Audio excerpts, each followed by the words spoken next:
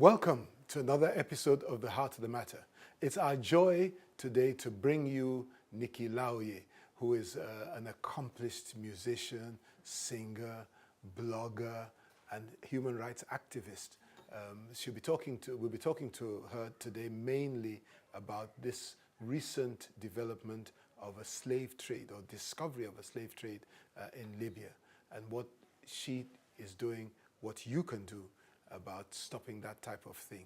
So stay tuned as we come back with the heart of the matter. These things sometimes are psychology. I think the price of the cost as one of the messages was a God experience. Wanted to find God, simply feeling like you're in fire. It isn't always so. Tell us about the solution. As one of People my with 18 to 35 years of age, not out of work. Hey, I don't have the skills for this particular problem to solve this particular problem. None of us talked about the bread side. Welcome back to the Heart of the Matter, where today we're talking with Nikki Laoye. Many of you know Nikki as a musician in the entertainment industry, a singer, and a very talented one at that. Some of you read her blog, but not so many of you might have seen the activism side of Nikki, and that's what we're going to be addressing mainly today. Welcome to the Heart of the Matter, Nikki. Thank you very much, sir. It's so great to have somebody in the entertainment industry who's not just entertaining people, but who is conscious of what's happening around people and what's going on in our society. What brought you into activism to start with? Number one, passion. I'm very particular about how people are doing, and I started this off, first of all, with my foundation, Angel for Life Foundation, 7 years ago, and basically focused on people with disabilities. And of course, over time, I was actually approached by the NCFRMI, that's the National Commission for Refugees, Migrants, and Internally Displaced Persons, to actually become their celebrity voice, because they had been seeing the works I'd been doing, and I'd been getting a couple of recognitions, Humanitarian of the Year, across different platforms. And I got the chance to be their celebrity voice and to ensure that we get people to understand what's going on concerning migrants, refugees, and IDPs within Nigeria. So that's how. Before we go into the refugees and that side, Angels for Life. What was the mission, or what is the mission? What prompted you to start Angels for Life? I would always say this, ever since I was a kid, I've always been very, very particular about people with disabilities especially, and I got the chance to actually work closely with Cobams on my very first single, Never Felt This Way Before, in 2005, and watching how Cobams was able to be all that God had called him to be, because he had a caring family around him. And that made me understand that there are a lot of other people out there who are actually physically challenged or visually impaired, but because they don't have family or people around them to encourage them, they can't really, bring out those gifts inside of them. And I decided that, okay, I'm going to be their big sister and, in quotes, be their angel and get other angels that can come around, and let's help them, let's empower them, let's develop their gifts. And that's how Angel for Life started off in 2010. I remember recently we just had somebody playing a guitar in church that doesn't have any hands. Oh, I think I know him. And that was amazing. So Angels for Life is just coming alongside people, encouraging them and helping them to, if they don't have any hands, paint with your feet. Yes. We actually do have a lady that paints with her feet. Okay, wonderful, wonderful. Yes. Now, there's the other side, the side of helping refugees. And of course, we've got many situations. We have internal refugees in Nigeria. Yes. Have you been involved in that? Yes, I've actually been working with the IDPs, that's what we call the internally displaced persons, especially those families that were affected by the Boko Haram situation up north. And I've actually had the chance to work with the NCFRMI to ensure that we go up north, get to know what situations they're in right there, support them on their camps, because they had to create makeshift camps. I even went out there with Yemi Alade as well, and a lot of other artists. I just get people involved as much as possible, and we take food and also take a lot of clothing and stuff for them out there. But at the same time, a lot of them are also back here in Lagos, and we also ensure that they are well taken care of till date. We are constantly still looking out for them till now. Okay, and you need help. Yes. I'm sure. Okay, so what can a viewer do to help you with the internally displaced refugees? Basically, right, I actually kicked off an initiative under the foundation called the Angel Relief Fund, whereby it's beyond just providing them food and clothing. At the same time, we also want to empower them. That is, find out, okay, what can you do? What gifts do you have? And then we actually buy the equipment to support them. This we've kicked off, but we're still trying to build it as much as possible and trying to get more people involved to follow the foundation, that's Angel for Life Foundation, and also, support, donate, and then we can actually empower as many people as possible. So anybody that wants to support you, we'll just get in touch with you and we'll have your contact details on the screen at the end of the program. Yes. Now, everybody was shocked when we saw images of Nigerians, amongst other people, being sold as slavery for as little as $400. And Nigerians have been shocked by it. What's been going on? Wow. The truth is that most people know that Libya itself is actually in a state of unrest since the president himself was assassinated some years ago. And the truth is, right now, there are many different rebel groups in the country. So really, nobody knows who is in charge, let me put it that way. And that has been, a lot of things have been going on because Nigerians, a lot of people have been going in illegally into the country. And already, once you go illegally into the country, different rebel camps are all over the place, or rebel groups. They kidnap anybody on the streets, and the truth is that we know right now, because some of them have been coming back into Nigeria, so they've been giving us the stories that many of them are actually kidnapped while they are crossing the desert because they're trying to get to Italy, they're trying to get to Spain, and they're actually kidnapped along the way. And some of them are actually sold off, the females sold off into prostitution, because I actually interviewed a particular lady that came back and told me that she actually saw her friend being sold off for 3,000 dinars. I think that's the currency out there. And she was like, she knows that her friend was sold into prostitution. So that's the situation out there. They're being sold off to work in farmlands and different things there. That's what we're actually hearing of at the moment. Or sometimes they're just being sold off for the fun of it. Okay, some people say, well, they went there in the first place. So whatever happens to them is their fault. What's your take on that? Funny enough, it's not everybody that went there intentionally. There was a particular lady that just came back recently. I put out her story because she was like, it was her friend that deceived her. Her friend told her, oh, let's just go and play, let's travel out, let's just go to Kano or something. So she thought they were going somewhere within Nigeria, only for them to get to the desert. And her friend now said, I lied to you. I'm taking you across. I think her friend actually planned up with some other people. Okay, so her friend didn't go all the way, she just put her there, and then she was now kidnapped, she was imprisoned, but at the end of the day, they always say that something good always comes out of sad stories, because in the process of her being imprisoned, there was a young man that actually bailed her out, and today he's her husband, and they have a baby. So it's one of the good stories that we had coming out of there. So we've got lots of people. Are they mostly young people? What sort of age group are the people that are going to try to get across? They are mostly young people between the ages of about 18, 19, 20. Some are graduates. A lot of them are graduates. A lot of them are actually artisans, electricians. They actually say that they were told that, oh, come to Italy, you come and work over there. You'll be an electrician now, come, you can get work here and all of that. So they sell off everything they have here, thinking that they're going to get a better place to work and make more money. So some of them actually are going for the right reasons. Many of them were even lied to that they are going to fly, actually. So they pay all this money thinking they're going to fly into these countries, not knowing they're going to be taken through the desert. Okay, so a lot of young people are being deceived into going. What are do you have any idea who the people are behind all this deception? Wow, we've been hearing so many different stories that there's a cartel going on, like some kind of prostitution ring, all kinds of ring. Because the truth is, actually, we've been hearing about this for decades now. It's not now. We've actually been hearing about this for over some years. And the truth is that some people are definitely making some money from this, because truthfully, by the time they send some of them out there, they can't leave until they finish paying off, meaning the girls have to sell their bodies to pay back before they can be brought back into the countries. And that is for those that actually make the journey across. A lot of them actually die in the desert out there. Let's just leave slavery in terms of people trying to migrate to Europe for a moment. We'll come back to it in a minute. Okay. And talk about slavery within Nigeria. Have you encountered people that are enslaved even at home?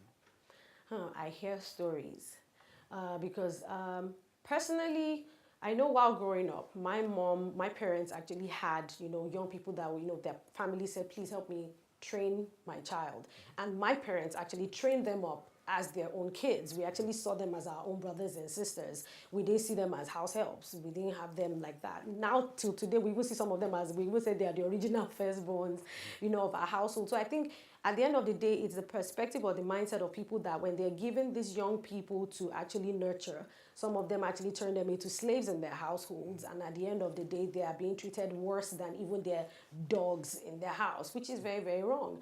At the end of the day, the opportunities to actually train and nurture these young people from families that maybe don't have everything to send these children to school, and they feel that you can please help me train my child. So I believe it's that area that we see more of that slavery mentality going on in Nigeria. What would be the minimum age that you would recommend to take somebody into a household to train them, as it were?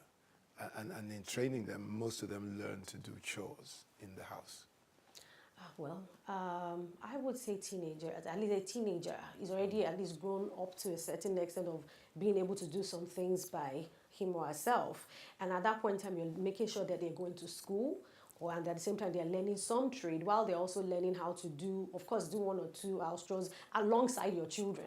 Not that you're now making them do everything. So school is School is a must. They need to be sent to school. Need to be sent to school. Okay, we'll stay on this subject, but we're going to take a short break. Viewers, please stay tuned. We'll be back with Nikki Laoye in a moment.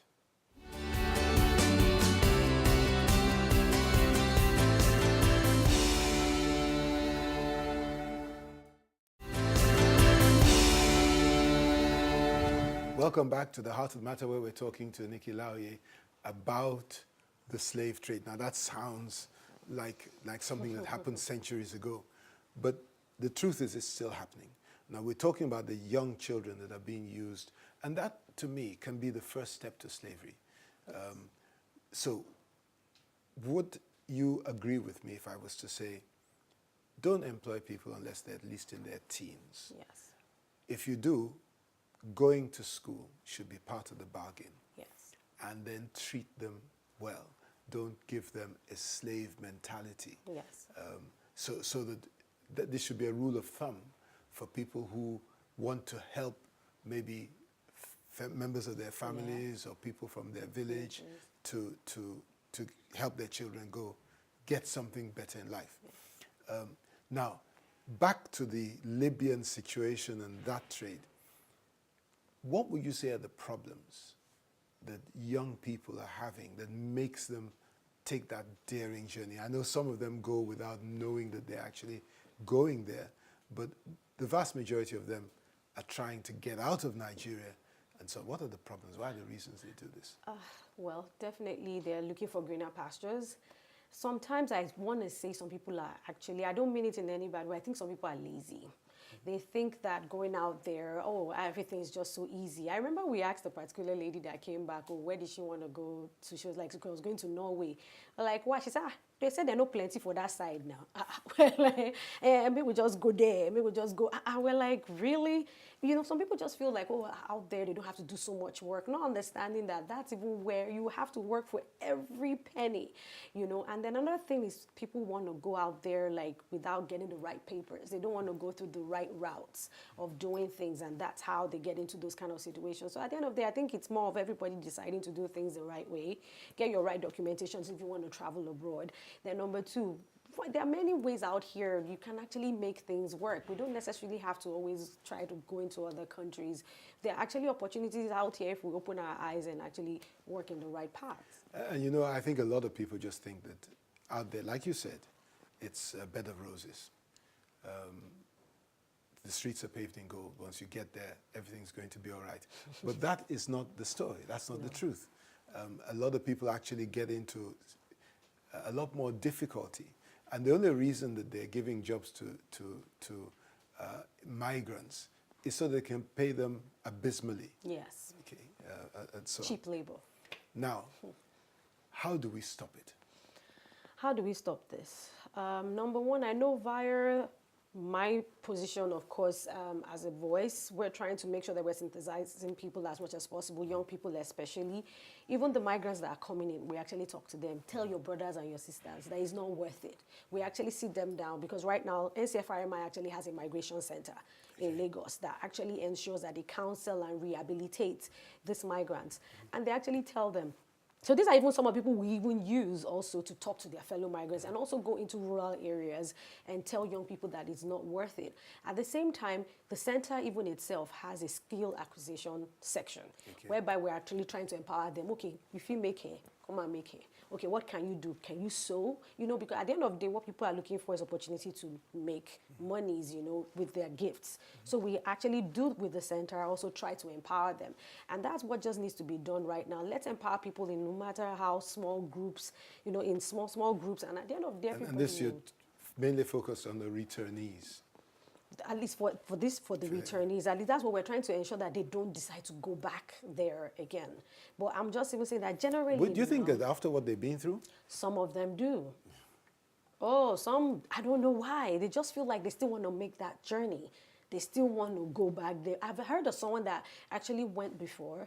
He was in a boat that capsized. He survived, came back to Nigeria, and still went again. I think he went like 2-3 times. He even went to meet his pastor that the pastor should pray for him the third time or something silly like that because he was so hell-bent on getting to Italy. Meanwhile, I even had, while I was doing the live Instagram live video one of these returnee days, and one guy actually reached out on Instagram and said, Auntie, I'm actually in Italy. I made it through, but I will not wish for my brother or even my enemy to go through what I went through. That he was practically the only one that survived or something on that trip. So at the end of the day, it's really... And Italy, getting to Italy is not... It's not even worth it. It's not the end of the story. They're going to be put in camps in Italy. They're going to be treated like the lowest of the low. Yes. Okay, now, so that's one way, dealing with the people who want to go. What else? I mean, say at the government level, what else can be done to stop this from happening? Is there a way that Libya can be sanctioned for allowing this kind of trade to happen? Right now, personally, I'm not sure about that because I don't even think right now Libya is still... I don't think even they have a proper structure in place at the moment. Even right now, we heard that there's a little bit of unrest at the moment. Someone was killed. I think a mayor or somebody was killed recently again. So there's some unrest there because there's so many different groups all forming to be in charge, let me put it that way. So I think right now there's nobody to actually hold on to at the moment. Yes. Yeah, but then, as we know, Libya is not the only place that they go through. Yes. Some of them will try and get through to Egypt, Morocco. I heard through Egypt as well. Even Israel. Oh, wow. Yeah. I didn't even know that route. Wow. So what else can, because you alone will make an impact, but you can't make a huge impact. How can you get government alongside you? How can you get government thinking this way to get involved? And how can you prompt government into doing something about this? Basically, for me personally right now, of course, via the agency, the commission that I'm with, that's the NCFRMI, that's how I've been ensuring that, we're definitely making different headways at the moment. There was even like on International Migration Day, there was a walk trying to synthesize young people at the same time, and of course getting the government to pay more attention to these areas and ensure that let's see what we can do to actually, put a stop, number one, to them even trying to cross over in the first place. That means there need to be more laws put in place or maybe more boundaries on the borders. I think that also needs to be done in certain areas and places. At the same time, the government definitely needs to look at more opportunities or maybe skill acquisition centers or something that can be set up where people can just learn how to, and be trained in some certain skills. I think that would also help. Now, we're told that about 70% of Nigeria's population are under 35. I'm not sure the exact statistics. Youth unemployment is out through the roof. What can be done? Because youth unemployment is one of the reasons that people are going out to look for greener pastures. What can be done to raise youth unemployment? And what is Nikki Laoye doing, or what will you do to address the problem of youth unemployment in order to be able to address the problem of modern-day slavery?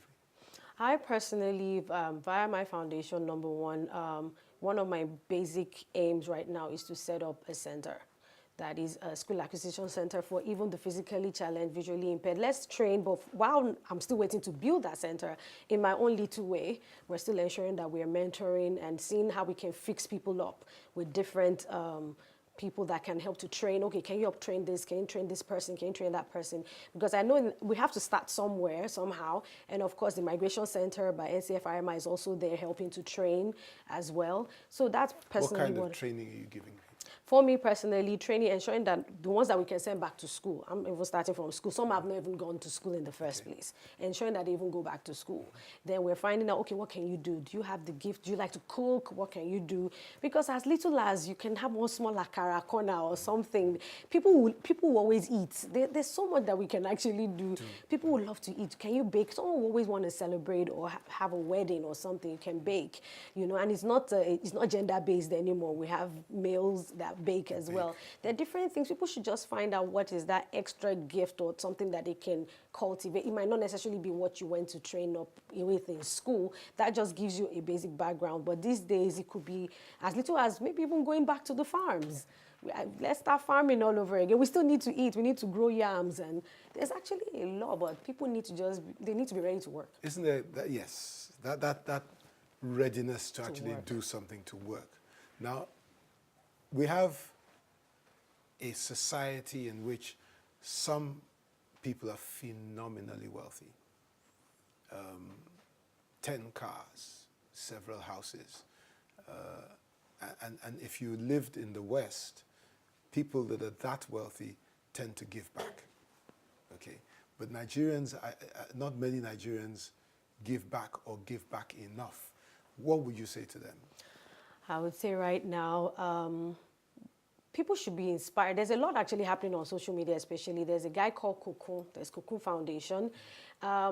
I found out that he actually has a lot of wealthy people that are actually behind him, but they don't want to be seen. Yeah. And what they've done is they are giving money into his foundation to actually ensure that he feeds people daily. And also he goes to the streets every day to actually empower traders, small businesses here and there. He's one of the many, but I would advise that as many more people as possible that want to support maybe even his Angel for Life Foundation or any other foundation or anyone that is doing something that they can actually use to help to inspire, you know, and actually empower people. Some people just need as little as 5,000 naira, you know, to buy their products and sell. So we just all need to come on board and join any foundation or anyone that you see out there that is making an impact. And it doesn't necessarily have to involve money. Yes. We put up a scheme in which we need mentors, because a lot of people you give money to will start their business, and then after some time, a need arises. Maybe somebody falls ill and they need to spend some money to treat them, or children's school fees or rent, and they dip into their business money. So we need mentors who can help them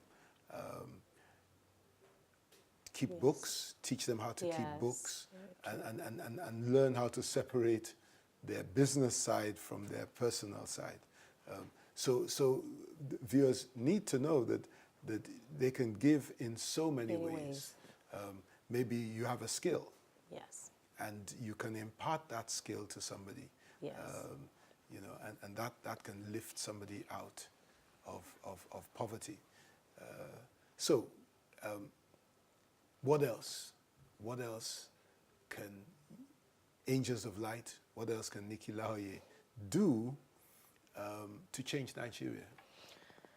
What else can Angel for Life Foundation do? I'll keep doing what I've been doing, that is keep creating more awareness about the young people out there that need all this support, and at the same time ensuring that I go out there personally to mentor and speak to these people one-on-one as well. It's beyond just collecting money from people and giving them money back like we just said, but at the same time ensuring that we're right there at the forefront, ensuring that we're speaking to people and we're keeping tabs on them and ensuring that they're doing well. Have you been raising somebody to take over from Nikki Laoye? Have I been raising anyone? Right now, no, I haven't. The reason I say that is because I passionately believe in generational succession. And generational succession will not happen unless from day one we look for the person that we can pour ourselves into so that they can continue the work that we were doing. Wow. So, You've given me something to think Food about. for thought. Food for thought, sir. yeah. Well, it's been such great fun. Let's forget about slavery and all that for a moment. Your blog. Okay. You talk about anything and everything. Yes. Okay. What's your followership to start with? Oh, wow. I've been running Wahola blog for about maybe 10 years, for a while now. Okay. So definitely. You've got a very, very big following. Very big followership. Yes. Okay. And what is it that they want you to blog about? Constantly we talk about different things: entertainment, music, even we talk about arts, anything. You don't stray to talking about tithing. Oh no, we don't want to. You don't want to get into that. We don't want to get into that. But we just make sure that we keep people informed and, of course, educate, inspire, motivate. Okay, that's wonderful. Yes. Well, it's been a great pleasure having you on The Heart of the Matter. Thank you for having me. We're really delighted you could come. Viewers, it's been our joy to bring this episode to you. We'll be back again next week with another episode of The Heart of the Matter. So until then, stay blessed. I'd like to take this opportunity also to say a very big thank you to Ebony Life. They have been our partners and helped us to bring this episode of The Heart of the Matter to you. So Ebony Life, thank you very much for your support. God bless you.